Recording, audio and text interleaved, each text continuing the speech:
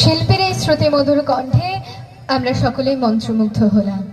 শিল্পীর জন্য সবাই মিলে একবার জোরে করতালি হয়ে যায়।